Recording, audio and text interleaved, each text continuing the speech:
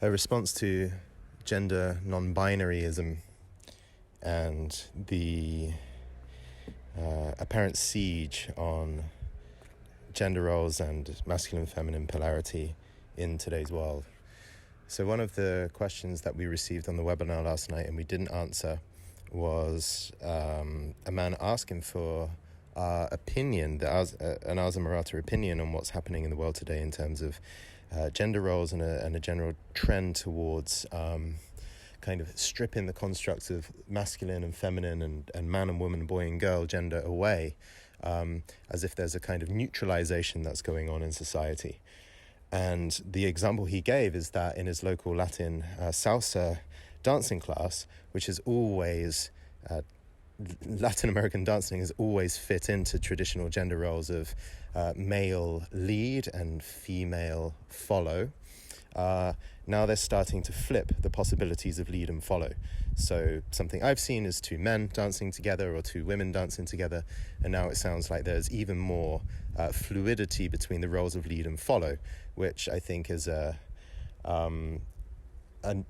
kind of normal consequence or offshoot from this bigger, more philosophical debate, which is, lead and follow belonging to masculine and feminine is just a construct, and we ought to offer a world of options so that people don't feel constrained into particular solid roles, and that more experimentation or searching or a wider range of personal preference and expression can be met in the world at large. And piece by piece, this is becoming more normal in Western society. And a lot of people are feeling confused by what's happening. Many people are feeling alienated by this. And there are many men as well that feel like their masculinity or a core part of their identity is being besieged and attacked. There's probably a number of people out there that are liking the change or just experiencing the change, figuring their way out through it. I don't really know, because I hear more of the remarks of the more reactive side of the spectrum. So what is going on here, and what is my view and what is a healthy view on this matter going forward? Well, let's see. I think, first of all, what we're this is all a question of identity and of what is an identity constructed. And I think what we're stepping out of is a very long historic period of solid identities. So you are born with a penis, you grow up and you become a man, you are expected to lead, and when you go to the dance, you are expected to invite and kind of walk forward and show her the direction in which to go. You wear blue and you play on the football team, and a woman grows up and just because of her genitalia, she does completely the opposite, right? So that's how it's been for thousands and thousands of years, and I think speeding up since, I guess, the 60s and the 70s, and certainly since the start of the millennium, we're now moving into a phase where identity itself is becoming fluid. So we are born and the identities that we have and inhabit are fluid. They're subject to a process of evolution and change and discovery. They're also subject to all kinds of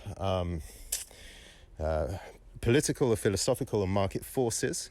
So they are certainly corralled and influenced, and can be.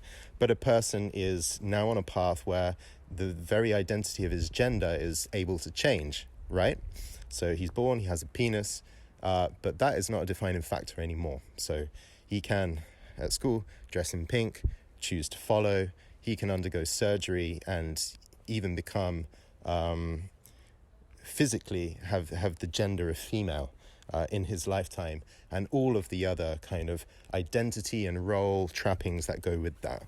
So we're in this moment of gender fluidity, and also any man that stands up and says, I'm a man, I'm only a man, I only want to lead, I only want to, wear blue, and I'm the boss of the barbecue, and I drive the car and I set the rules, this kind of pure patriarchal sense of man is seen as kind of outdated in a way. And so who do men become? They can become anywhere in the spectrum between completely changing their body structure to become a female, or they can kind of cling to the rock of age-old masculinity and those particular more rigid virtues, right? And I think a lot of us are in the middle. So I think the very easy trap, of course, is to, as men, feel either confused or like aspects of our masculinity are being besieged and fought against. And there are certainly actors out there who are giving direct attacks on particular forms of masculinity or indirect attacks and comments. There is a lot of, let's say, a kind of destructive, consuming, toxic feminine that lives in women, that also lives in men's opinions, that wants to pull this kind of masculinity down. And in many, many cases it does succeed. And in cases where it doesn't succeed entirely, it can at least bring up doubts and questions in a man's mind, which are going to hamper his masculinity as well.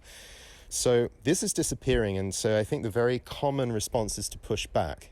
And we see this in Putin and the Chinese thought as well, which they've said, no, actually, we're not going to open up our societies and allow this kind of alphabet soup, gender binary nature. We want men to be men. They've got to be ready for war, of course. We've got traditions and customs, and we're not going to let our society slide into decadence. And then more in the West, that process is happening more and more, and supposedly we're sliding into decadence, right? So politically, this is massive, and it's certainly a huge part of propaganda and preparing one's country for their geopolitical futures, of course. But on a more individual level, there are also aspects in the West of men that are kicking back. No, this is wrong. We don't like this. Gender multiplicity is very clear. There is an age-old tradition of male, female, masculine, feminine, and they kick back. And so it's possible to live in that reactive posture.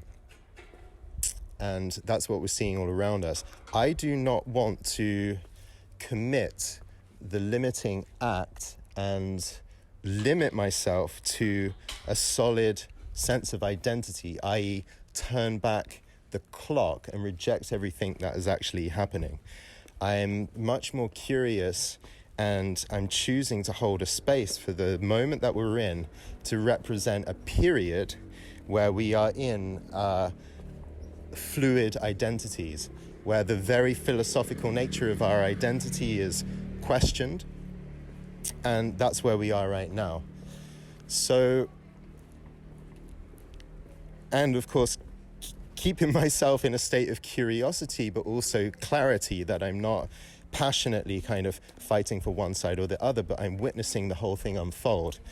Now, my belief, we're talking about the evolution of philosophy really here, and I've seen this not in a massive scale, like a social scale, but I've seen this in an individual scale in hundreds of men that I've worked with personally, that it is possible to grow from a psychological formation of identity, which comes from a solid, rigid, traditional role and form that you feel you should be in masculinity, and then go into a more kind of fluid area of seeking, men exploring their femininity, going to Latin dance and tantra, and actually being in the feminine, being led, exploring what it is like to surrender in life, understanding your emotional and embodied experience.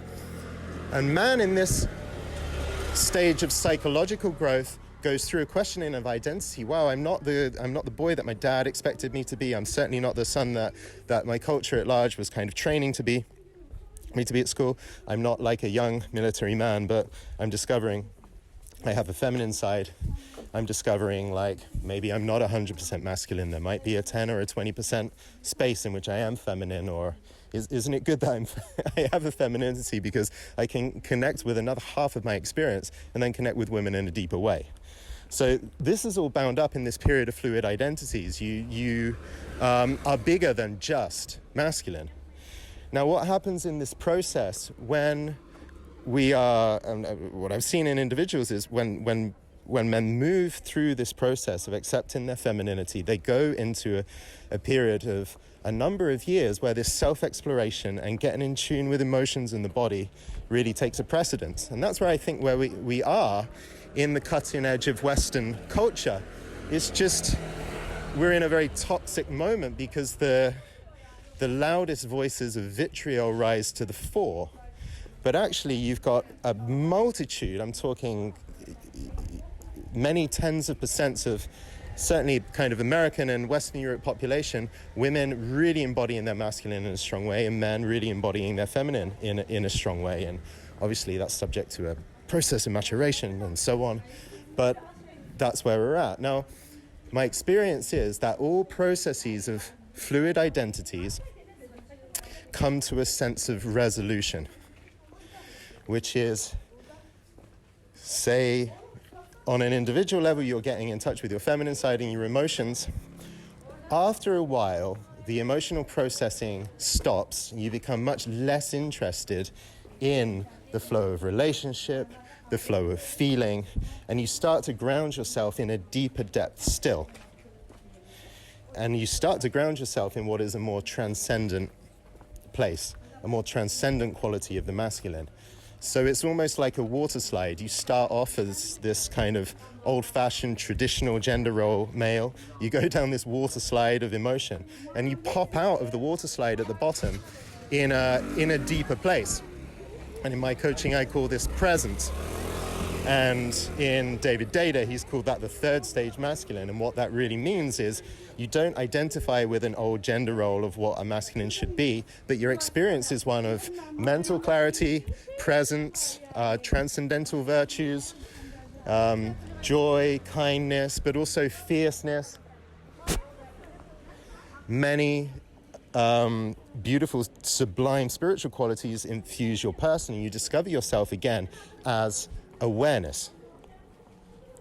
And I think this is a much more interesting, wide, futuristic, generous, progress-oriented understanding of the masculine.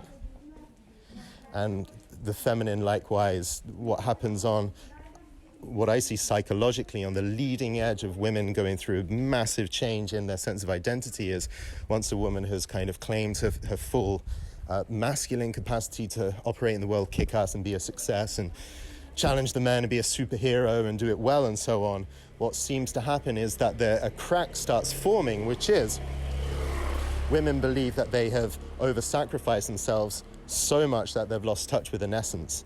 And a depression or a breakdown can hamper women in this phase, or just a kind of a longing to let it all go and to receive love. It is a spiritual flourishing that seems to open.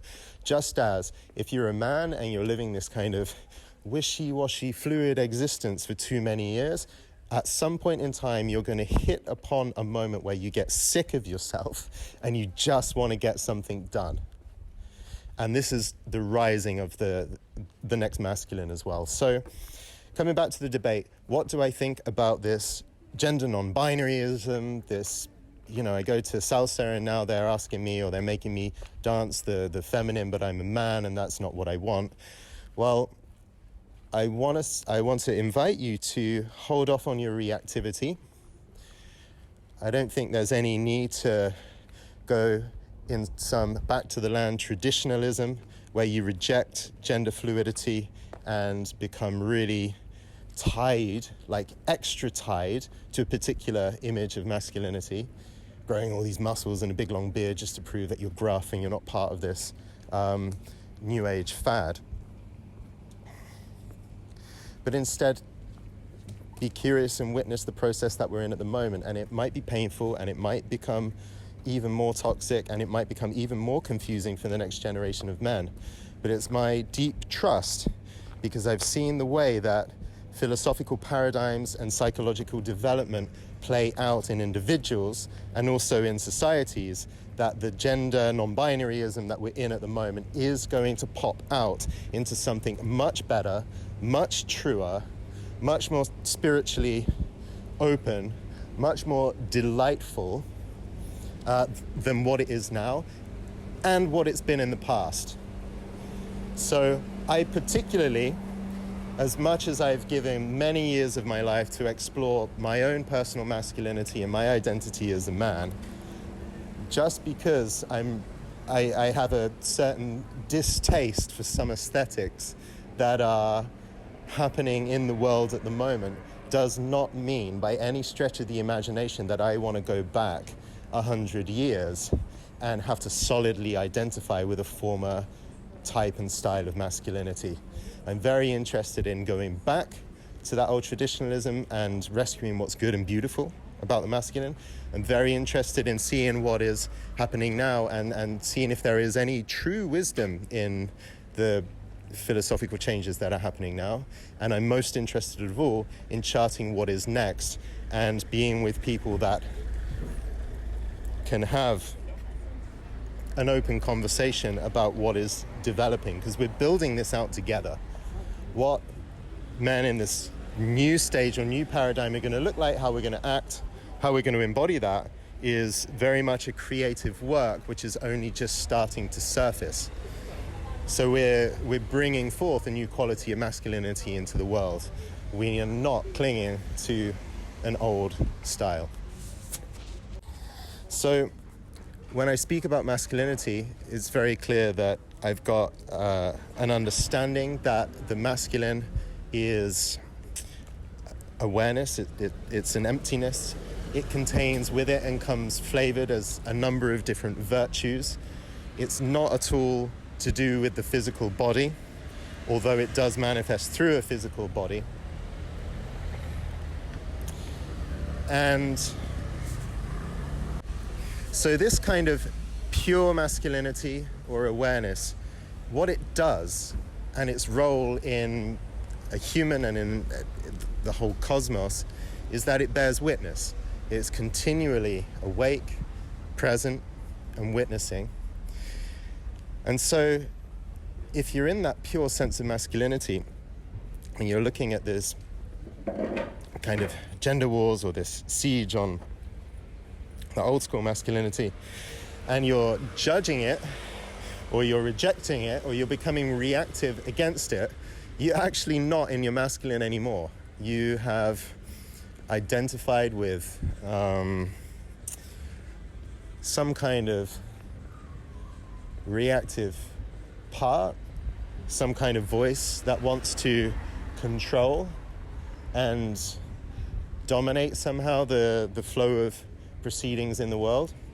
The true masculine that is a witness is going to witness the entire process with a kind of knowing smile on its face, understanding that this whole gender thing, this whole stage of fluid identities has been necessary like a volcanic fluid to kind of destroy the crust that was keeping society together, and that's the phase we're in right now, but that it will come to rest and it will land in something that is more beautiful, more good, more true, more an expression of true nature and something more generous. You sit back and you watch the whole thing happen. Watch the whole thing happen. That's the job I'm on in my life, is just watching this whole gender madness unfold, knowing that possibly in my older years it's going to come to a greater sense of beauty. Now, how do I use this kind of philosophical frame to improve my day-to-day existence when all I feel and see around me is that I believe I'm under attack and I'm confused about going forward and I've got no role model and I've got no understanding? Well, it is to realize that you can incorporate the perspective I'm talking about. You can kind of wake up and see it, and you can see that the world is in a form of madness. And the more clearly you see it, the more clearly you see other people that resonate with you. And if you're a man and you're suffering in this and you're liking what I'm saying, rather than the kind of men who are like, we need to go back to this and reclaim our fire and put women back in their place and, you know, patriarchy and old male dominance. If you've got this more kind of curious and witnessing view, then you will naturally attract other people that have it as well. And I got to tell you, you're very much not alone. There have got to be hundreds of thousands of men who are thinking this way, who are curious in this direction, and correspondingly, you've got hundreds of thousands of women. So this is the perspective I inhabit. It makes my relationship to women extremely easy. It makes my ability to see women who resonate on the same level as me very, very easy.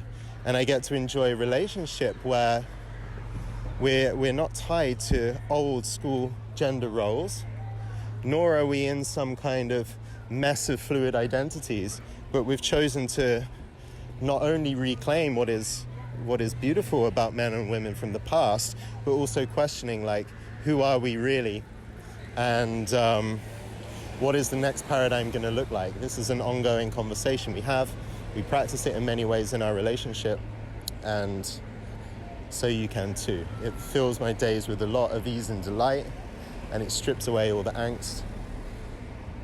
Yeah, and it is still painful to see some of the news reports at times when they say, like, a new kind of philosophical dogma has been introduced into schools, and you can't say this and you can't say that, but please have faith and trust that this whole period of fluid identities, as I'm calling it, is going to get more tumultuous and then work itself out.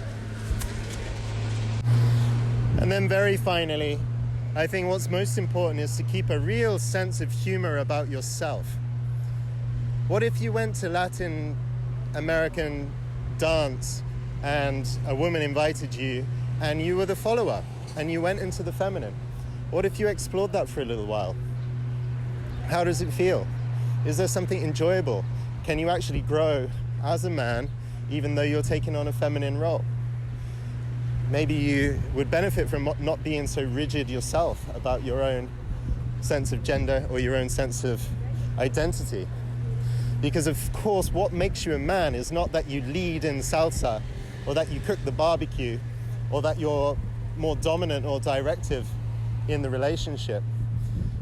Because if your masculinity is sourced from the things that you do and the roles that you are given, you have a very flimsy sense of identity which is contingent on what you do in the outside world. If you want to know masculinity really, then it's a much deeper quality that lives in your core, and you've got to get to know your core and feel the much deeper power and glory that you have by being a man, by being masculine. And then you can show up in the world with your pink t-shirt, following in salsa, growing your hair, whatever it is, knowing that on a much deeper level, you are one with the masculine principle. And that's where the real victory in this is going to stem from.